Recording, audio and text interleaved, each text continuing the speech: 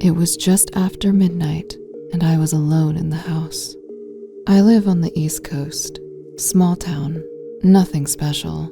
My parents were out of town visiting family, and I had the place to myself for the weekend. I wasn't expecting anyone.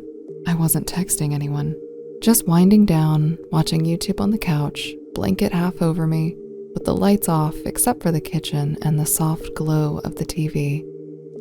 That's when I got the first text. It came in as an iMessage, blue bubble, from a number I didn't recognize. Area code 406, Montana.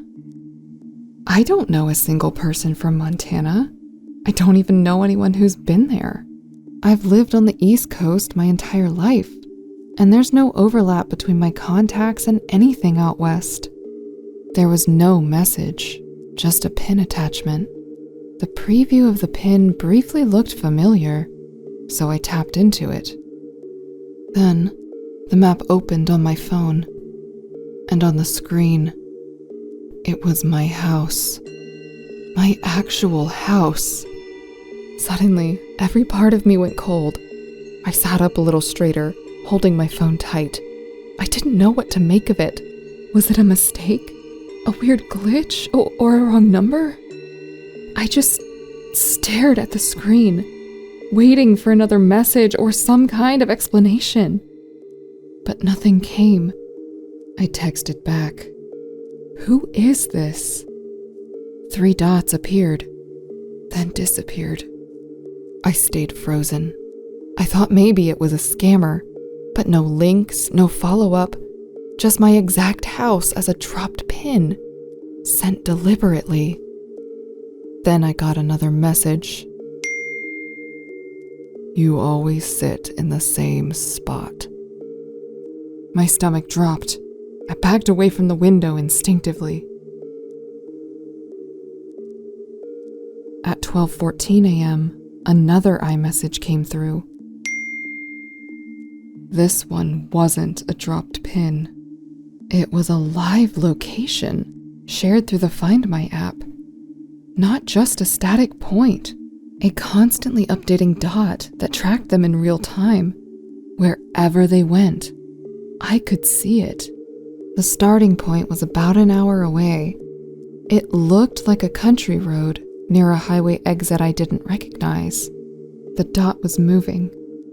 Fast. Whoever it was, they were driving. The dot kept moving steadily.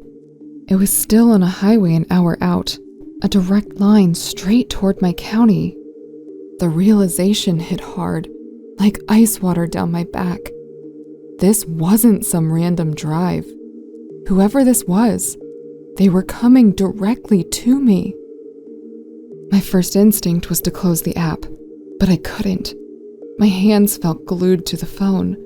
My chest tightened as I watched the dot crawling closer, taking the highway exit that fed straight into my town. Panic kicked in. I stood up too fast and stumbled, almost dropping the phone.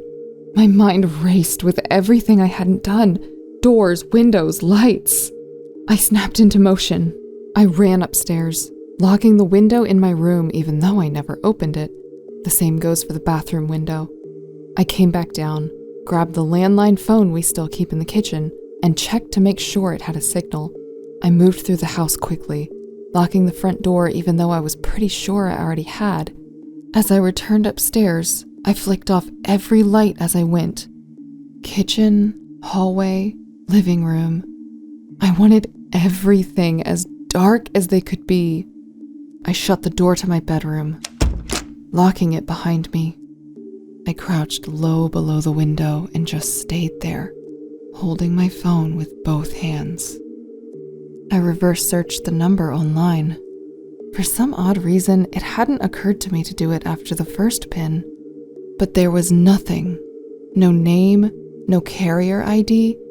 The websites that normally return at least a state or spam risk came back blank. One of them just said no available data. I tried copying the number into Facebook. Nothing. Instagram, Snapchat, nothing. The dot was about 45 minutes away now. I called one of my friends and left a message. With a shaky voice, I explained how someone had sent me my house as a location pin and then turned it into a live location through the Find My app. I was sure of it. This wasn't a mistake. The details were too specific, too direct. No context, no scam links, just the pin. Then the weird message. Then a moving location. Still no reply. I sat on the floor behind the bed, keeping low. All of my neighbors were asleep. One of them works early shifts, so their lights were already off by 10. The other houses hadn't had a single light on the whole evening. The entire block was dead quiet. I called the police, told them someone from out of state knows where I live and was moving toward me. They asked if I knew the person. I said no. They asked if I was in immediate danger. I said I didn't know. They said they would send a cruiser to check up on me in a bit, but not to call 911 unless someone actually showed up. The line went dead after that. The dot was still moving, now 35 minutes away. I couldn't stop checking it. I kept switching apps, refreshing, going back, over and over again. I sat in my bedroom on the floor beneath the window, hiding just under the sill out of instinct. I didn't think I would see anything, but I couldn't stop myself from checking. I wanted to be near the window. I needed to know if someone was really coming. I had my legs crossed, with my phone in both hands and my eyes glued to the screen. Every time I glanced back at the dot, it continued crawling closer. As time goes on, I can feel a cold throb in my chest. I imagined every bump I heard as a knock and every gust of wind as a movement. I kept picturing someone walking around the house with their phone in their hand, sending me things without saying a word. I mustered up the courage and decided to call the number and see what was going on, or at least give them a piece of my mind for scaring me like this. However, there was no response. At 1:03 a.m., a message finally came through.